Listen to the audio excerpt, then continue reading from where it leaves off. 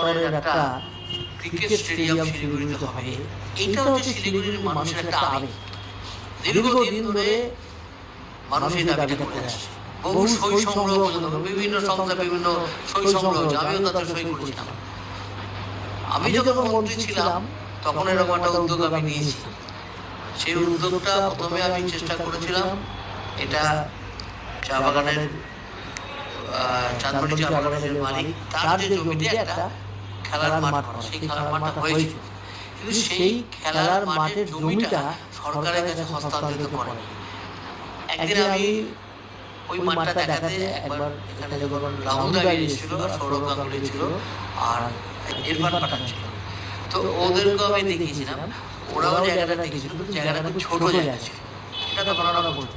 তারপরে একটা উদ্যোগ নিয়েছিলাম কাওয়াখালীতে একটা স্টেডিয়াম করার জন্য, কিন্তু কাওয়াখালীতে সাইয়ের সঙ্গে কথা হতো, সাই আর এখন যদি মুখ্যমন্ত্রী যেটা ঘোষণা করেছেন শিলিগুড়িতে যদি একটা স্টেডিয়াম হয়, সেটা তো কার নামে হলো এটা বড় কথা। এটা রিচার নামে হলো, কি ঋদ্ধিমানের নামে হলো, কি ইন্ডোর স্টেডিয়ামটা মান্তুর নামে হলো, বা সৌরভ গাঙ্গুলির নামে হলো, এটা বড় কথা। বড় কথা হচ্ছে একটা স্টেডিয়ামটা হওয়া উচিত। স্টেডিয়ামটার সঙ্গে মানুষের আবেগ এর সাথে জড়িত।